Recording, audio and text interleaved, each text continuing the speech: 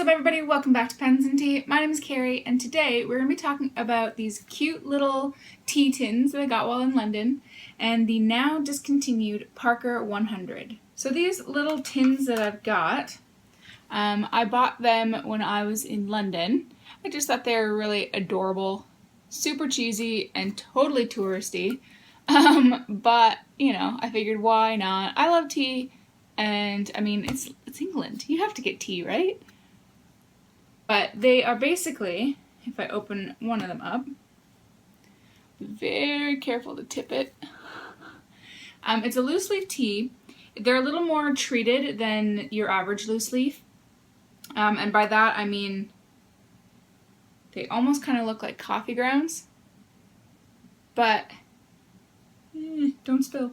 But they do expand when they hit the water. So it's English breakfast tea, and the ingredients, literally, tea. It is just straight up tea. That's it. There's nothing in it, no flavors, no nothing. It's just plain Jane tea. And it is strong. Wow. So, I mean, I've had English breakfast tea before, from Lipton's, Tetley, and one more, but I can't remember quite what it was. I think it was a David's tea one. But this one takes the cake as far as like the strength goes. It packs a punch. Holy smokes. You definitely only need a little bit. With all of this, I'm going to be good to go for quite a while with English breakfast teas. I think I paid £5 for these, which is basically about like $8.50 Canadian prices. And that's not too bad for a lot of tea. Each of them have 25 grams, so that's basically 75 grams when you usually only get 50 grams for that price, so not too shabby. I literally take like half a teaspoon of this, put it into my like tea bags and steep it like I normally would, a full rolling boil, all that good stuff. If you ever go to London, I would recommend picking them up just because they're cute and they do taste good. But now let's move on to the Parker 100. So the Parker 100 is a interesting pen. I really like the feel of the pen. It's very, very smooth. Basically nowhere are there rough finishes. Even like at the very ends, the way that it dips in is so smooth. And I really do like that. It's a snap cap, which does it pretty well. It definitely snaps on really, really well. And because of that, it's pretty much a unibody. So if I remove the cap, here is the pen. You can remove the barrel to reveal the cartridge converter, which does come with it. But when it's screwed back in, there's a nice sort of continuation. You do, like the Lamy 2000, have very small grooves here that the cap will catch on. But because it's such like a large, wide open grip section, you can pretty much hold it wherever you want. And I end up holding it actually below the line. So I don't even come close to these, whereas I do with the Lamy 2000. Now it doesn't bother me, the Lamy 2000 one. I don't even feel them personally, but I end up holding it below the line. So I'm not really too concerned there. As you can tell, there's a teeny weeny hooded nib. That's smaller than the Lamy 2000. So Parker 100, Lamy 2000. So for those of you who don't like the Lamy 2000 because the hooded nib is too small, you will absolutely hate the Parker 100. Even when we flip them around, you definitely get a small nib. I prefer the Lamy 2000 over this one myself, but that is for reasons which I will get into in a moment. But yeah, I love the way that it fits in my hand. It's very well balanced in the sense that everything is together, it's contained. So there's no place that feels weighted. If you push to post and you post it, it becomes quite back heavy at that point. Like I say, in pretty much every one of my reviews, I don't post generally ever, but if you do, it will be back weighted. Even if you have bigger hands, I think it will still be back weighted for you. There's a ton of weight in the cap. And because there's like virtually no weight in the body itself, it pulls it all to the back when you cap it, or post it rather. The things I don't love so much about this pen is that this is extraordinarily wet. Now, I like wet pens, don't get me wrong. I love them. This is too wet. It takes forever for it to dry. Like, oh my gosh, you're going to be waiting forever. And you cannot use this pen on the vast majority of papers because it is so wet. It just can't handle it. So I don't really like that. And because the nib is beyond small, cute, but beyond small, it's very rigid. There's no line variation. You're going to get more again in the Lamy 2000 compared to this. And it's kind of hard to clean. The ink gets stuck. So underneath this kind of like silver part where it connects with the body, there's a big like ridge that goes around it. Like it's just kind of like an open space, and ink gets stuck in there, and it is so hard to clean it out.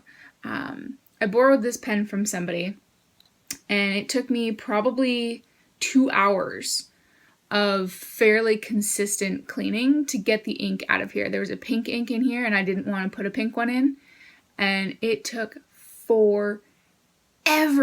Holy smokes. And the nib was kind of crusty a little bit, so I had to clean that. It was just not my idea of fun.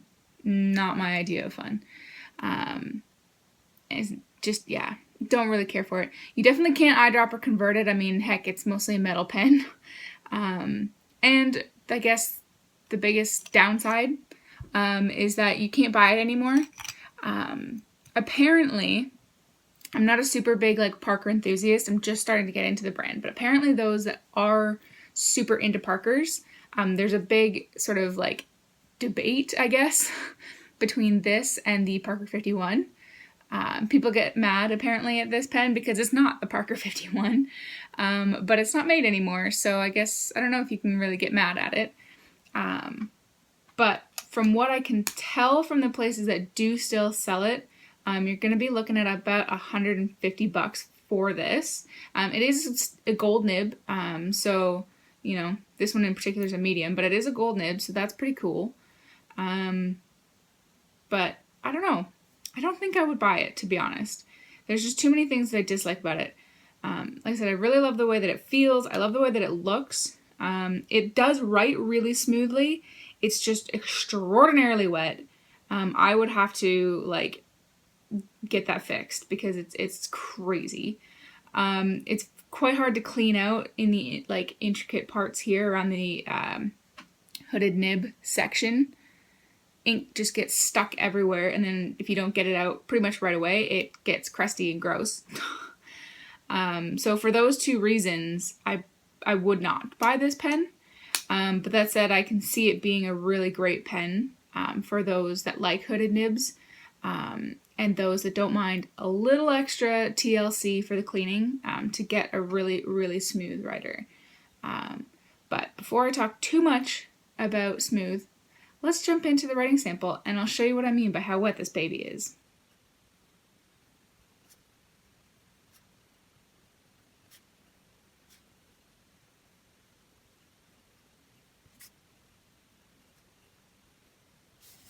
Alright, so we have the Quick Brown Fox jumps over the Lazy Dog. The ink for today is Diatramentus Charles Dickens. And obviously the Parker 100 medium nib here.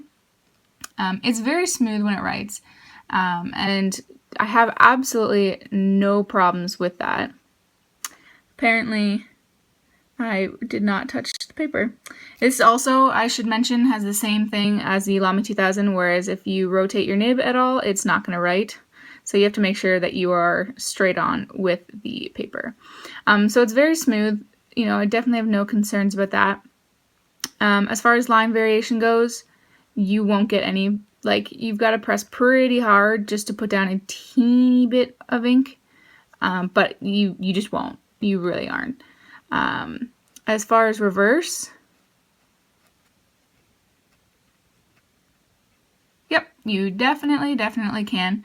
And it's going to go for a while because the pen is so extraordinarily wet. It is definitely scratchy though when you write reverse. It definitely keeps up. I don't have an issue with that.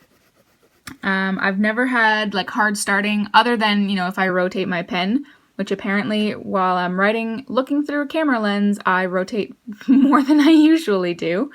And the wetness, holy smokes, guys. Like, I've had this uncapped for a while, so it's not as wet as it usually is. But I mean, you can see here just the difference of the very first word versus when I got to this sentence over here. Like how it poured here and then it sort of normalized out a little bit. It's too wet. Like, I write on anything other than Clairefontaine paper and this just feathers. It's just not too good. You can also see here that there's some staining around the nib portion here. Like I said, whatever pink ink was on this when I got it just did not agree with this pen. And it started rusting out the back of the nib here. And it took me ages to be able to get it to write, but it definitely is now. But anyways, that's about it for me today. Would I recommend it? I don't think so. I think this pen would be great for those who are looking for something like the Lamy 2000, but has like kind of like an older style feel maybe. I don't know, between the two, because, you know, this is the closest thing that I can compare it to. Obviously this is cartridge converter, this is piston, so that it does have a difference, but, you know, everything else is like similar enough. I would recommend the Lamy 2000 over the Parker 100 myself, but that said, it is up to you. But anyways, that's about it for me today, guys. If you have any questions, comments, concerns, anything like that, feel free to leave them in the comment section below. You know, I'm always here. I do read them and I try and answer them as soon as I can. If you haven't yet subscribed, please do so. New videos come out every Monday and Friday. Don't forget to hit that like button, and as always, guys, I will see you next time. Bye!